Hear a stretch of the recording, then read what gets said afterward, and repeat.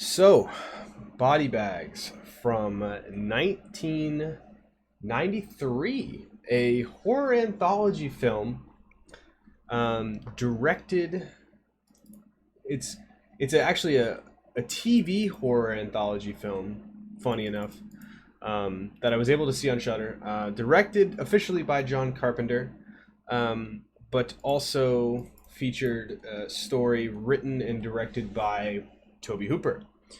And those are two pretty big names when it comes to 20th century, late 20th century horror greatness, if you will. Obviously, you know, a couple fantastic movies come to mind: Halloween, Texas Chainsaw Massacre, The Thing. I mean, personally, Toby Hooper was kind of a one-trick pony for me with Texas Chainsaw Massacre, the original. You know, the sequel, the Mangler. He's a little weird. I think he kind of hit lightning in a bottle. John Carpenter, on the other hand, is a fantastic film director. You know, Halloween, The Thing, People Under this. No, actually, that's Wes Craven, I believe. But like Big Trouble in Little China. I'm not a huge fan of it, but I can appreciate its quality, and it is a good movie all around, all things considered. The Fog. He is a very Christine, a very good filmmaker in his own right. And it seems like every single horror anthology that I've seen has always got some sort of some little like goofy tricks up its sleeve, right? And this is a weird movie, right? The fact that it is a TV movie is kind of bizarre. I didn't know that until afterwards. I was reading up because there were people in the movie that I didn't believe were in the movie, and I was like, let me see like if there were some people I just didn't realize, because there were some people that I looked kind of familiar, and I'm like, do I know this person from somewhere? Um, but yeah, so this there were a lot of kind of you know, horror anthologies, at least, the Creep Shows of the world, the Twilight Zones, they've always got these big cameos, it seems like. In Creep Show, or maybe not cameos, but just like kind of big name actors. Um, in Creep Show, you got Leslie Nielsen, you got Ted Danson, you got fucking Stephen King in a story, even. The Twilight Zone movie, obviously, you've got Dan Aykroyd, you've got John Landis working on it. Like there's just, it seems like there's always a bunch of big names involved. Essentially, is what I'm trying to say. And so with this movie, there are three stories, and generally when it comes to anthologies, I kind of look at it story by story because generally they're kind of separate from each other, and they're not necessarily interconnected. And I don't really think that these stories, they didn't appear to be interconnected. Certainly, the first one is nothing like the next two. Although the next two are very similar, I guess, in basic concept.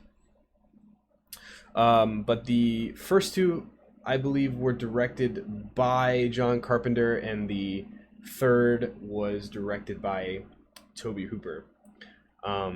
But as I was saying, with all of the goofy, aspects of like these anthology films when it comes to the cast and the people involved, you know, this movie has some insanely big names in it. So John Carpenter obviously wrote and directed the movie primarily, but he also stars as the wraparound character, literally. Who, and I do really like the premise that the movie is called Body Bags, and at the beginning of the movie and throughout in between each story, the movie is only about 90 minutes long, so each story is about, give or take, 30 minutes. It's like and it's about 95 minutes long.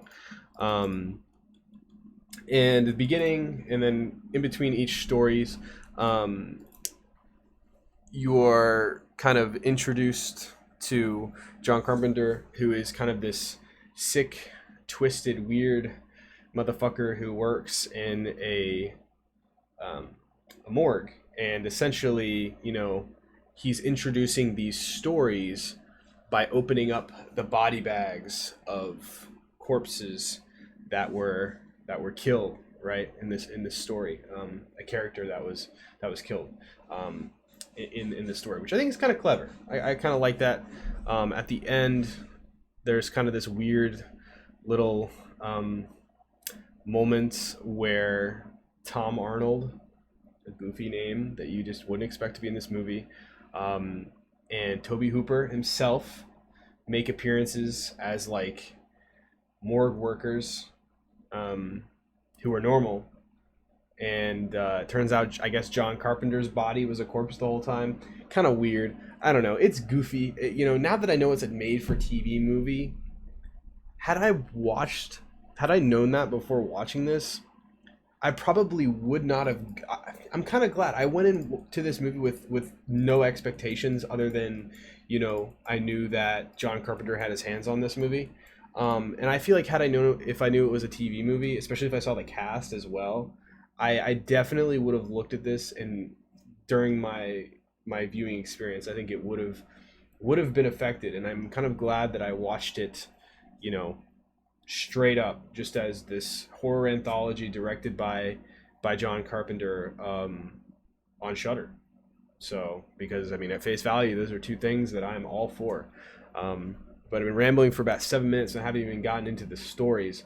So the first story is very basic, simple concept, but I think it is John Carpenter, him executing the spooky tale of a girl starting her first shift at an overnight gas station, kind of in the middle of nowhere, being happened to working at this gas station in the middle of nowhere in a town in which there is a psychotic murderer on the loose.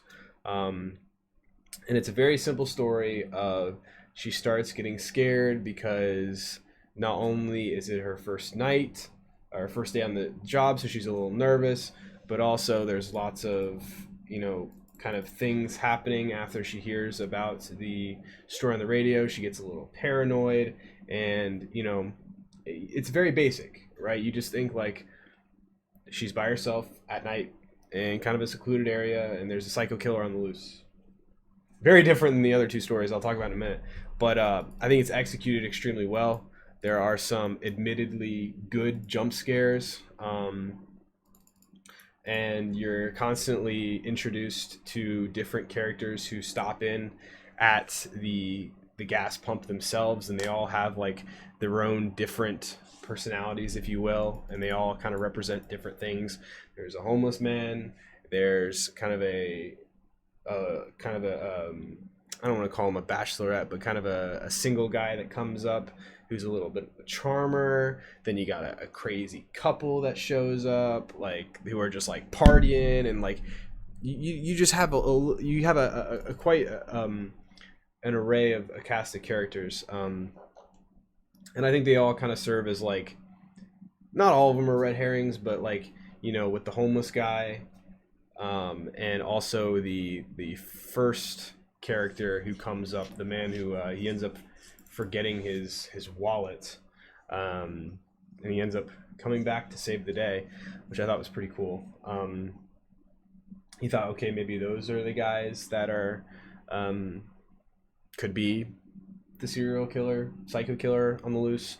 But I think although it is a rather simple story, given John Carpenter's expertise and his craft, I love, like I said, the jump scares. The sound design was great. The score was creepy. But the character, the actress who plays the young gas station attendant college student, she was fantastic. She did a great job. She was an amazing actress. Great performance. And like I remember, like I really was rooting for her. Like I really wanted her to survive. And Spoiler alert. I'm just talking about the movie, but I'm guessing anybody who's watching this, if it's not me listening back to this at some random point in time in the future, probably somebody who's already watching the movie and is just looking to hear somebody else's thoughts on it. But when she does ultimately make it out alive, I was like, yeah, cherry on top, because I absolutely love this story.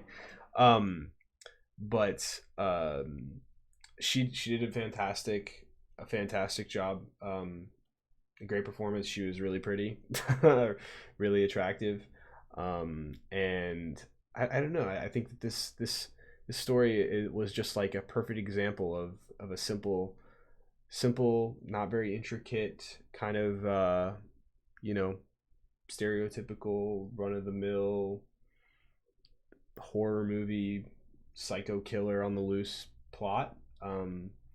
But it's refreshing, having seen all of these slasher films, to actually be able to admire somebody who can really act.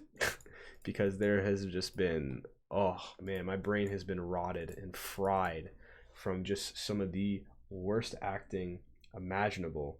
And just seeing a half decent performance was very refreshing. And not to mention the twist. It's not great, right? It happens to be the guy that she is it happens to be the gentleman who may have, I guess he's her manager, who she took over for when she first came in. He ends up being the killer, and and maybe I need to go back and rewatch it. He was a little jittery on the first day of his as she was leaving. And maybe if I listen to the radio, there you could kind of catch up a little bit and pay more attention and notice, like, oh, because they talk about it on the radio broadcast. Oh crap, so and so, and you look at the character and you're like, there's this definitive quality or defining quality that would link to him if you actually pay attention, and it wouldn't be so much of a surprise, or you would have saw it coming a little bit more. I don't know. I don't know if I didn't see it coming. Well, no, I didn't see it coming, because like I said, the story with all the different people who stop up at the gas station, they all kind of, they're almost red herrings. Like I said, with the homeless man especially. And there are some pretty tense scenes of her going through the garage, trying to find the key after she accidentally locks herself out of the station that she's in. And just as somebody who is from the Midwest and has stopped by those really remote gas stations out in the middle of fucking nowhere off of the highways in Ohio, I don't know, this one kind of struck home. It was really relatable, but I absolutely loved it. I like the ending, how the guy who forgets his credit card, you thought maybe he could be the bad guy, but he ends up saving the day. The gore effects are pretty good, all around. It's a damn good story. Is it the greatest horror anthology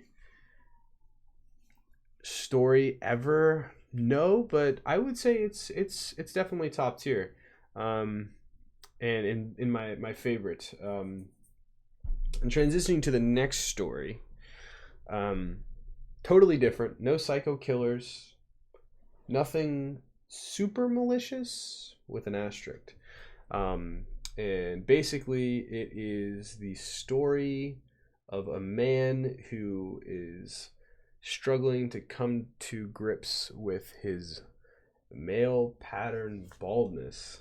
And when I say struggling to come to the grips, I mean in the same way that Upston Pratt from Creepshow was struggling to come to grips with like germs and shit. This guy is freaking the fuck out, and like this dude's got to be like late 40s, early 50s, and his girlfriend that he's with, she's probably like mid 30s, and she is hot as fuck, way out of his league. Although he does look like he's pretty fucking loaded. I don't know what he does. I didn't pick up on what his occupation was, but I mean, he's fucking rich for sure. So, she's definitely piping him down for that. But he's, obviously it speaks to like we are our own biggest critics, and like, she's telling him that who the fuck cares, and like all the people he's talking to about his massive insecurity about his baldness are telling him like it's not a big deal, but he's like, you don't understand, like I want to love myself. And that's something that is very real, um, especially nowadays, and something that, you know, I think every person at some point with some part of their personality or some part of their life, you know, is insecure about something that's to the naked eye or to someone that isn't you would probably think is insignificant, right? And I think you know, baldness is kind of an interesting topic because that is one that is kind of unfortunate, and it's essentially out of your control because I mean there are people who go bald at age 20, and there are people who don't go bald until age 60. Um, but yeah, the character himself, he's kind of whatever. You know, definitely a step down as far as the protagonist, from the woman at the gas station in the first one. Um, Although you know he wasn't awful,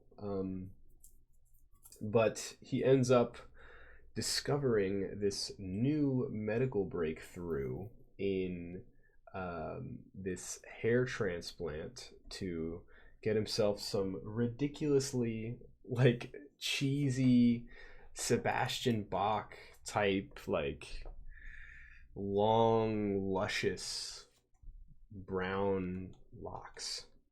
And I guess these horror anthologies just seem to loop together because I instantly was reminded of the guy who played the psychotic uh, son of the Indian in Creepshow 2. Um, the son, or yeah, I think it's the son or the nephew of the Indian tribe leader who gives the old couple the jewels to hold as like collateral. The guy who like breaks down their store and just drives shit crazy and is ended up getting murdered by the wooden chief. Um, he reminded me of him, but I thought it was kind of funny. But yeah, he gets these absolutely ridiculous locks, and what's admittedly kind of an interesting little sequence. It ends up having adverse effects. Shocker, because you know it's never before seen or done surgery. You know, he goes to this hairstylist that his girlfriend recommends to him. He's like, "What is this procedure you're talking about?" Like, "Oh, blah, blah, blah." He's like, "Oh, this is amazing," and you know, it ends up being that his hair starts to grow really quickly and he starts getting sick, and it turns out that you know, this hair these hair follicles that were injected into his scalp are ultimately these like parasites, and they end up like basically killing him from the outside or from the inside. And it's really interesting for 1993, and I don't know what the hell this budget is, because I didn't really think it was a TV movie. I really didn't, because it's pretty straight shot. I mean, it is early 90s, right? So it's not super cheesy, but for the CG, it's dated, definitely, towards the end. Oh, it's dated. That last scene with the doctor or whatever, or the guy who orchestrates the whole hair transplant thing, he puts his finger up to like show the, oh my god, it looks really bad. But for the most part, it doesn't look terrible. Which like I can kind of respect a little bit, and you know that they kind of had to do it a little bit to get these tiny little, you know, parasitic organisms like on his head. They don't look great though. Obviously, you know, for 2022 standards, it's noticeably bad. Although, just everything's relative. For that time period, it's okay. But the whole wraparound to this story, or the whole gimmick to this story is, I guess the hair stylist, or the guy who does the surgery was an alien, and he uses the hair follicle transplant, um, as a way to inject these parasites into humans because he knows that humans are so concerned with their physical appearance that he can use that as like a form of deception to I guess, take over their life, or just, gain power over human beings, which is kind of interesting, kind of cool, I guess. Didn't see it coming, and I mean, the story kind of left me a little lukewarm. There wasn't too much horror to it. There wasn't a lot of, I mean, for the longest time, especially with the score, and like the music was kind of upbeat, and it seemed like kind of just like a drama story, to be honest. And I was like, is this going to be like another situation with the, you know, Twilight movie, Twilight Zone movie, where you have like the rolling can or whatever short with Scatman Crothers. Although I will say the idea of these hair follicles growing to be parasites is pretty terrifying. So although all things considered, it's a unique story.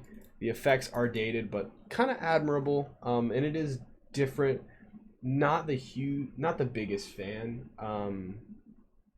but I will say I can appreciate the concept, of this guy basically ruining his life, taking on this surgery that he just didn't need, just because he is so hell-bent and insecure on his physical appearance, despite everybody telling him like, dude, you don't need this.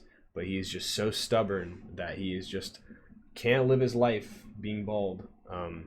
So I think that definitely at the very end, I mean, plain as day, it just kind of speaks on the commentary of our us as human beings and how insecure we are, when it comes to like physical traits that we can't really control and or that don't really have an impact on us, but it will cloud our judgment and will end up, coming back to bite us in the ass.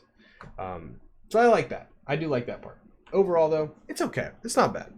Not as good as the first story, but I will say, and I didn't mention this, Sam Raimi, another guy, plays a dead body of the employee of the month from the first movie, or from the first story, which I thought was kind of funny. And in this movie, one of the doctors, no, sorry, I'm jumping the gun. It wasn't in this story. It's in the next story. I believe in this story, I don't think there were any horror cameos that I can think of. But the third and the final story is kind of an interesting one. It's similar, and I believe this is the one that was directed by Tobe Hooper.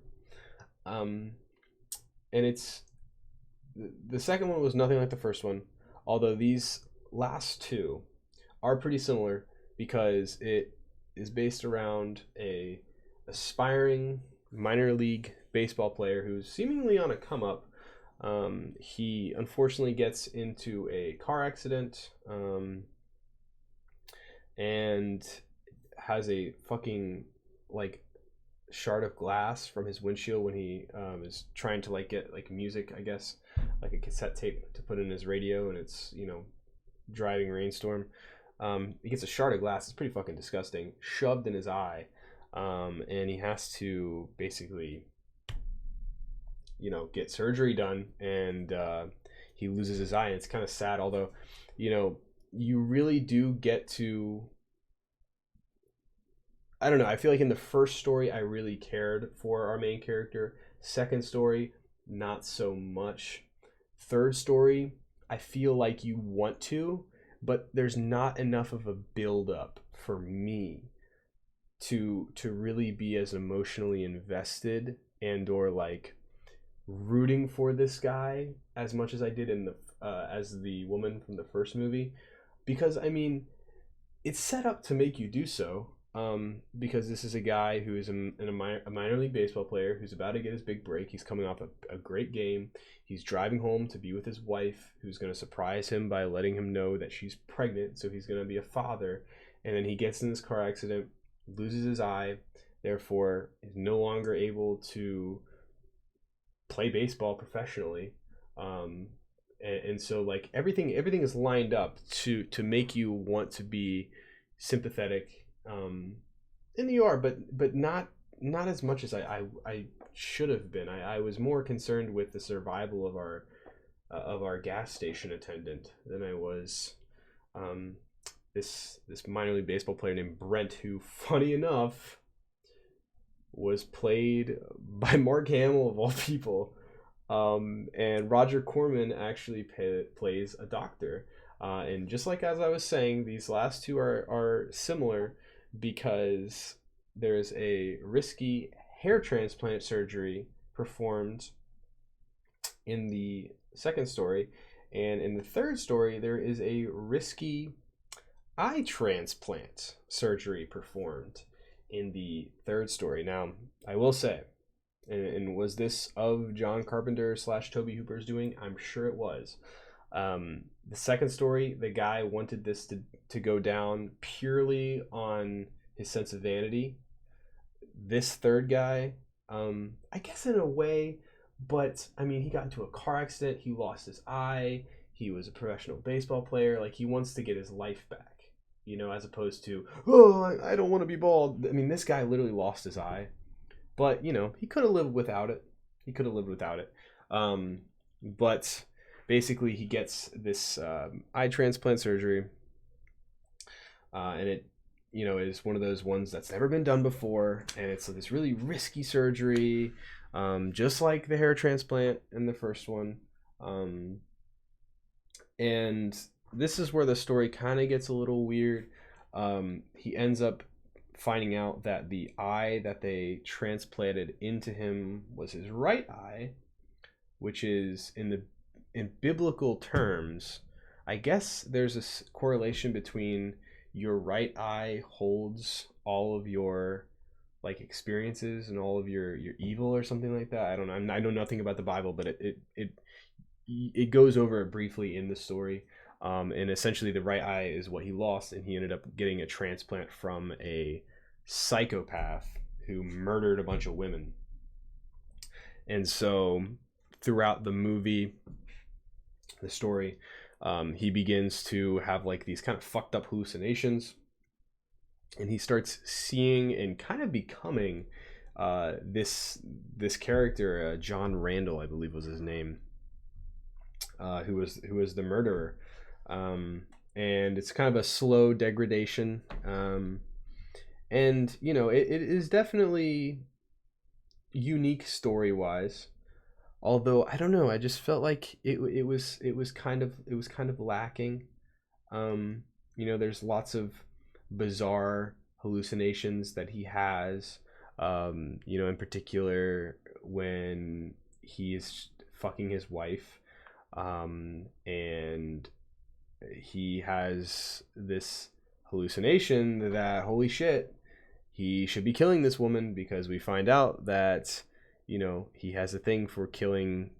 He was abused by his mother, who had blonde hair, and his wife is soon to be a mother, and his wife has blonde hair. And apparently, he just so happens to live on the same property in which a murder victim of John Randall was buried in his backyard. So it's like, oh, okay. And so, yeah, I guess, it is kind of a one of those situations where you see a good guy, or kind of like the Wolfman type beat, where it's just that unfortunate slow evolution into just like a villainous character, or like in a zombie movie. And I feel like, while it is pretty sad, considering he was an aspiring Major League Baseball player and he was soon to be a father, I don't know, I just feel like the sympathy build was not quite there for me. And just in general, this one was the crazier of the bunch. That was just kind of all over the place. And if I had to pick which one was directed by Toby Hooper, I think this one was. And if not, I'm gonna feel like an idiot. This was definitely it, because I think this one is a considerable amount. I don't know. I mean, because I love the first story. I think the second story is decent. This one I'm kind of indifferent on. Um, but I don't know. This last one wasn't really my cup of tea. Um, and the ending is just bizarre with how he like kills himself, right? I mean, it's fucked. But yeah. At the very end, though, you do have a fun little wraparound with our boy John Carpenter. Shout out. I mean, I can see how it is a TV movie after the goofy, you know, wraparound skit with him throughout the whole thing, just because he's absolutely ridiculous in the role.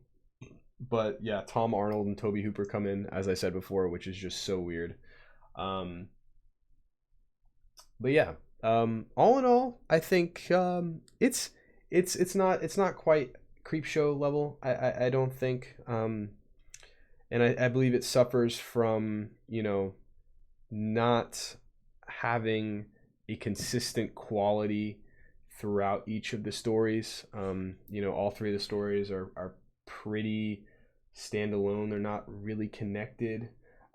As I was trying to find some sort of common theme, I was like, okay, well, the first one is the fear of like what's around you. The second one is like a fear of yourself, right?